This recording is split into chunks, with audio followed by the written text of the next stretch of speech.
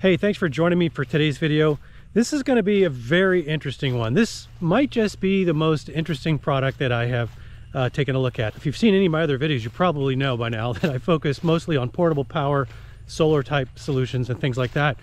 And I occasionally review things like e-bikes because, well, they're just a lot of fun. So today we are actually going to look at a new product from a company called Mokwheel that is a very cool off-road e-bike and somehow also manages to be a power station. You heard me right. Check this thing out. This is the Mokwheel Basalt, and this pouch that I have up on the top is an optional AC inverter that can be connected to the Mokwheel's very large battery. And this is a 1000 watt AC inverter. It's got USB ports on it, and it's got an outlet or two that you can use to power AC loads. And you can actually solar charge through this inverter to recharge your e-bike. How cool is that? So let's do a quick overview of kind of some of the features on this Basalt. So first of all, as you can see, this one is a what we call a jungle camo, I think. They also offer it actually sometimes in December. They're going to be coming out with a desert camo option as well. I really like that look. And it does have a 7-speed Shimano gear system.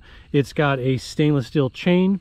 If you notice here in the crankcase up front, even though it is a 750 watt continuous hub drive motor, it does have torque sensoring. And this is the first bike that I've had the pleasure of riding that has torque sensoring, and let me tell you, it makes a huge difference in just the usability of the bike and the comfort, just the way that it handles the power. We'll get into that later, but I really love the torque sensor versus compared to bikes that do not have torque sensor. You'll notice that this one does also have fenders on the front and back. It's got a dual LED up there above that fender. It's got 26-inch fat tires by 4 inches, and these are puncture resistant fat tires. And let's see, it's got an adjustable front suspension. It does not have a rear suspension. In the month and a half that I've had this, I've actually been playing around with it. This is easily my favorite e-bike now. It's very similar to my previous favorite, but with the extra features, the hydraulic brakes, the torque sensor. This kind of now wins it hands down without really any major competition from anything else that I've ridden. Now, this particular one does also have the little cargo rack on the back. It's got a really nice sort of laser cut Mokwheel inlay on this bamboo plate here. If you use this in more of a commuter situation in an urban setting, that might be very, very helpful. I will probably put a suspension seat post on this just to give me another layer of shock absorption in the back.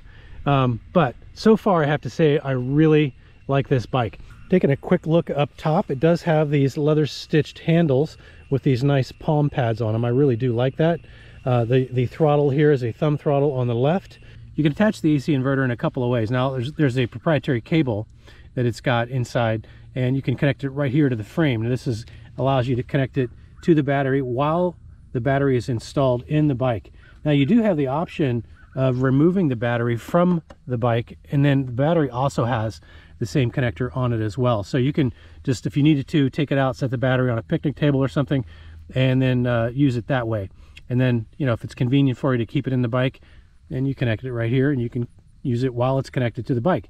So very cool. I think this is a very well thought out product. You can see there's some other attachment points here. This is for an accessory water bottle attachment. On the front up here, right below the handlebars, you can see there's a couple of attachment points. This is for another cargo basket option accessory option that they offer that's available. Then you've got your dual LED light right up front. All right, let's get this Basalt out on the road and find out what it's all about. And then we'll circle back here eventually and talk about this AC inverter option and what you can do with that. All right, while I'm in the shade, before we get out on the road, let's take a quick look at this LED display.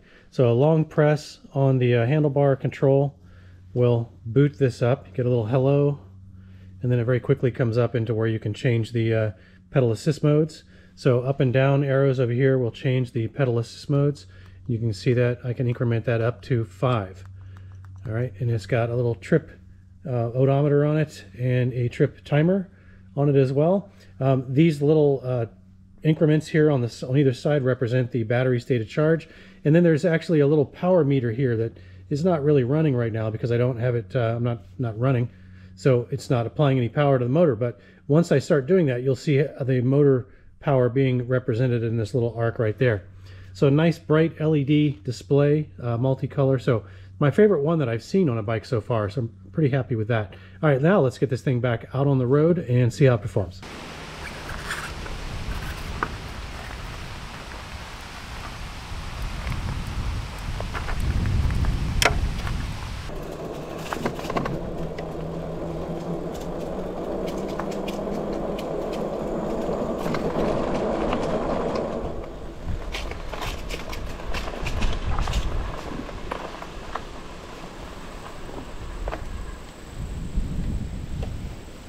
Check that out.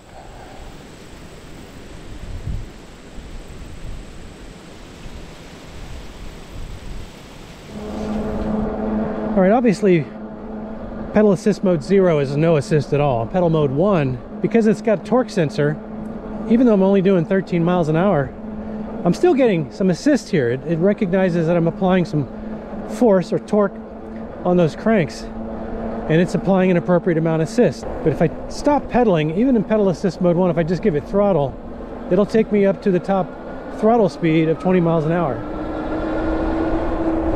So it's basically a class 2 e-bike.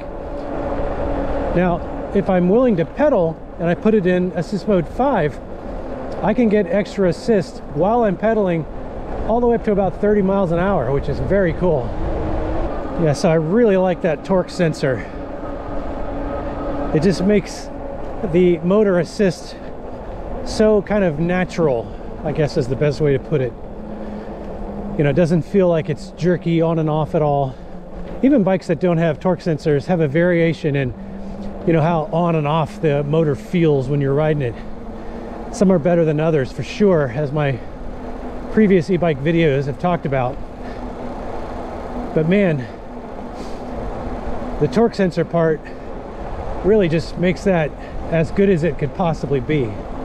It just feels very natural to have the motor assist, so you don't really even worry about it. Now, if only this thing had pontoons on it. Man, what a nice November day. All right, we're gonna hit this hill. This is something, if I had to guess, probably about a 30% grade. Once we get into the steep part of it. So I've got it on assist mode 4, and we're just going to see how well we do.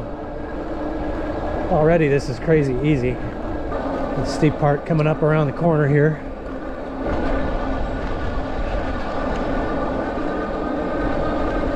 I'm maintaining a pretty solid 18 miles an hour. I may have to gear down a little bit. You can feel the motor bogging down just a hair.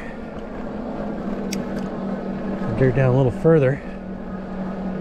Yeah, so this is the steep section here. Able to keep it above 10 miles an hour. I could have geared down a little further. That was very doable. Kind of curious now, if I were to just put this on throttle only, how would it perform? Let's try. Let's do that again. All right, let's do this throttle only. I'm gonna leave it in assist mode 4, but that's not really gonna change how the throttle behaves. It's still gonna top me out at 20 miles an hour no matter what. And we'll see when it starts bogging down. So we got to 20 miles an hour, the motor just cut out. And as soon as we drop below that, the motor will try to maintain. That's doing an admirable job so far. We're not quite to the steepest part. Not pedaling at all. Doing 19 miles an hour. Now we're getting to the steep part. And it is going to slow down. It's just, will it make it to the top? 15, I'm dropping. This is the steepest part right here. This is about a 30+% grade. I can't believe it. I'm still at 12 miles an hour. This is faster than I was going when I was pedaling. All right, this thing is clearly going to make it up this monster hill without even me having to pedal. That is impressive.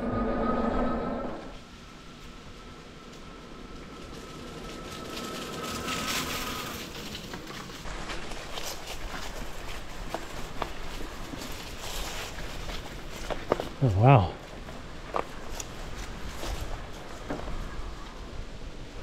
Very cool.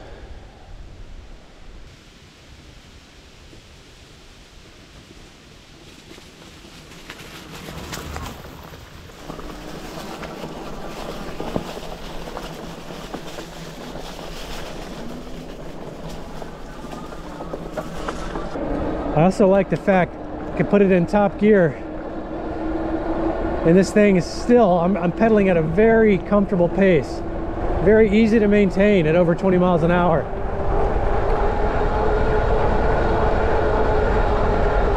And I can still feel that I've got motor assist going here. Wow, this thing, I've said this about other e-bikes, but even more on this one. I feel like I've got Superman legs. This is a lot of fun. All right, a nice brisk morning here. Just got above freezing about half an hour ago, so we're just in the mid-30s Fahrenheit. And I'm going to try to charge this Mokwheel Basalt using that AC inverter that you have an option to buy. And I'm going to use this BougeRV 100 watt flexible fiberglass solar panel to do it. So we're going to see if this works. I've not used this BougeRV panel before. It's very cool. It's super thin. It's ultra lightweight. It does not have a stand, but it is a 100 watt panel, and it is pretty flexible. So super easy to carry around. I'm just going to lay it against the bike like I have it right there. And then all I need is a MC4 to DC 7909 adapter cable to connect it to the Mokwheel's AC inverter. So let's go see how that connection works. All right, so I've got the AC inverter kit here. Let me go ahead and open it up and show you what it comes with. Basically just the AC inverter itself, and then pretty thick adapter cable that attaches to the bike. So as I mentioned before, this is the port right here where that attaches to the bike. So let me go ahead and connect that. And this is keyed, by the way, in such a way that you can't really put it in incorrectly. So you can't put it in upside down or anything. It will not fit. All right, plug the other end into the AC adapter here, like that. Doesn't fit. There we go. All right. The case, by the way, is weatherproof. It's got a weatherproof zipper, and I wouldn't call it waterproof, but it certainly stand up to a moderate rain. So I'm going to use that to sort of cushion this from the kind of relatively damp ground. Now, I've got a DC 7909 connector here. This little barrel connector that plugs into the input on the front of the AC inverter, and that'll allow it to start charging. So we're going to see here. All right, I'm sure you can't make this display out because the backlit sun is crazy, but it says 75% state of charge right now, which I'm surprised at because I ran the bike pretty hard yesterday, and I'm shocked that it actually has 75% state of charge left. But I'm going to let this thing charge here in the sun for a couple hours and come back and check on it. Now the range on this bike, by the way, is between 60 and 80 miles. And I suspect that if you're just running it on throttle, it's probably more like 40 miles. But I haven't actually confirmed that yet. I will here shortly. But they say the range, if you're doing a mix of pedaling and throttle, with power assist, that you're going to get somewhere between 60 and 80 miles. And again, that depends on whether you've got a lot of hills, how much do you weigh, do you have your tires properly inflated, is there a headwind, all that kind of stuff, and you know, how hard are you pushing the bike. So to get that 80 miles, obviously you'd have to be probably a 160 pound, no more than a 160 pound rider, and you'd have to be on level ground and not pushing the bike super fast. So yeah, anyway, it's pretty typical for the way they rate these bikes, but I'm going to try to find out how much range I can get out of it under what I would call normal use. All right, let's check back in a couple hours and see how this thing is doing. Right now it's sitting at 75%. I should be getting a pretty good charge. All right, it has been about 2 hours, and as you can see, I've kind of moved the I did move the panel once after I got back here just a little bit ago because the sun had moved. We're already still getting shadows across the panel, but let's just see how we're doing. Let's see if we can make this out here. We are at 84%. So we were at 75%. So we've made about 9% gain.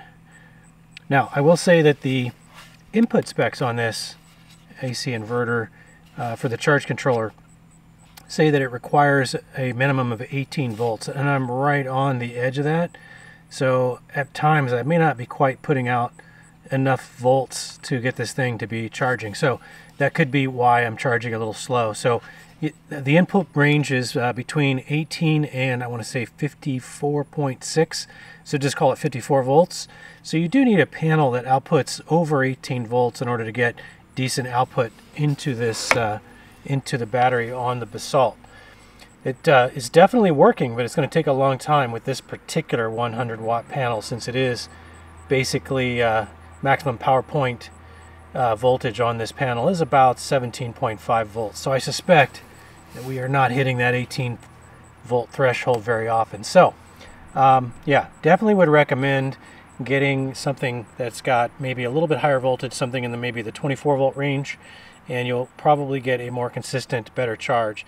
And you could, this thing caps out at 6 amps, so you could get something like a 200 watt panel that might have a short circuit current of something like 8 or 10 amps, and that's fine because this thing should basically cap that and just give you the maximum. So you can over panel this thing from somewhere between anywhere from 100 probably up to 200 is fine, and that would give you the best charging rate on this or through this AC inverter into the Basalt.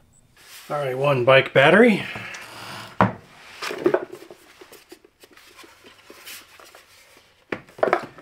And one cable.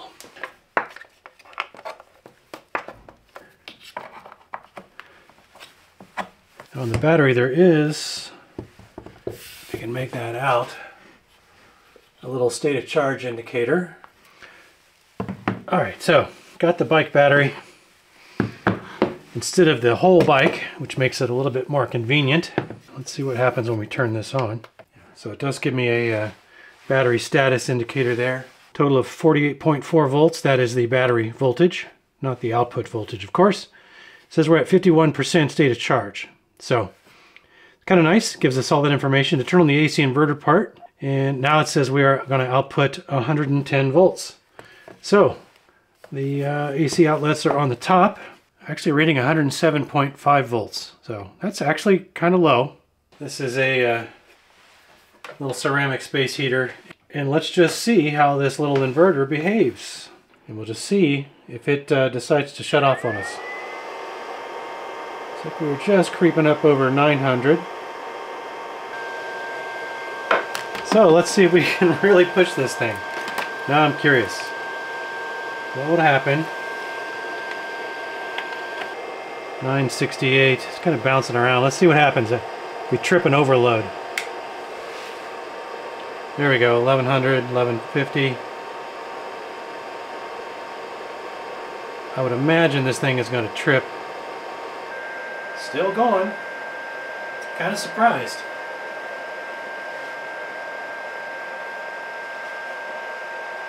There we go. Now we finally got an overload. So I'm surprised that it actually let us get over 1,000 watts at all. So a little bit of headroom there. All right, now I do suspect that this AC inverter is probably a modified sine wave inverter, not a pure sine wave inverter. And it is outputting a little bit low, lower than 110 volts. So I would highly recommend that you primarily use it for the DC outputs, and if you're going to use it for the AC outputs, to be safe, to make sure you're not harming any delicate electronic equipment, anything that's got a AC adapter, you know, a little adapter brick, a charge brick that you plug into the AC outlet, as long as it's got an AC adapter, then it has a rectifier in it, and you should be no problem running this with a slightly lower than 110 voltage. But I would not direct power, you know, something like an AC refrigerator, for example. This probably would not handle the startup on that anyway. But Yeah, so you could get away with using this little DC 5525 to power, say, a DC fridge. No problem there. And of course, it's got Type-C USBs, both a 27 watt and a 100 watt. And a standard, I'm not sure what that is, probably an 18 watt Type A port. So totally fine using these DC outputs, and totally fine using these AC plugs on the side, actually using the AC inverter, as long as you're either using something simple like a heater, resistive load like a heater, or something that has got an AC adapter with a rectifier in it, so that you don't end up damaging any sensitive electronics. But yeah, pretty cool that you can take advantage of this big old monster battery out of the e-bike and turn it into a power source for other things if you ever wanted or needed to. All right, so this Mokwheel Basalt, as I've already revealed, has emerged as my absolute favorite e-bike so far. And I've had about, I think this is maybe the 7th one that I've had. Everything from the torque sensor capability, those hydraulic brakes. I love the fact that it's got this optional AC inverter, solar charger capability. It's just very cool. It's extremely versatile. If you happen to be in the market for an e-bike right now, I'd really suggest checking out this Mokwheel Basalt. It really is a fantastic bike, and these are the lowest prices that you're going to find during this Black Friday event all season long. I think the price on this right now, US, is $15.99, which is about a $600 off its normal selling price. And they're actually offering an accessory package for an additional $99 that is packed full of stuff. It's worth actually well over $600, I think $660. And it's not just junk that you probably don't care about, it's stuff that you probably actually want. So I'll put links in the description below if you want to go check that out. But highly definitely recommend this bike. It is my absolute favorite so far. And I think you would be really happy with something like this if you're in the market for an e-bike. All right, so I think that's about a wrap on this. If there's anything that you found helpful in the video, I'd really appreciate a thumbs up. That really does help the channel. And consider subscribing if you like e-bikes or portable power solar type stuff. That's pretty much what I do here on this channel, in addition to some other DIY things. And we'd love to have you along for the ride. So anyway, thanks for joining me for this video. I do hope to see you in the next one. And until then, have fun out there.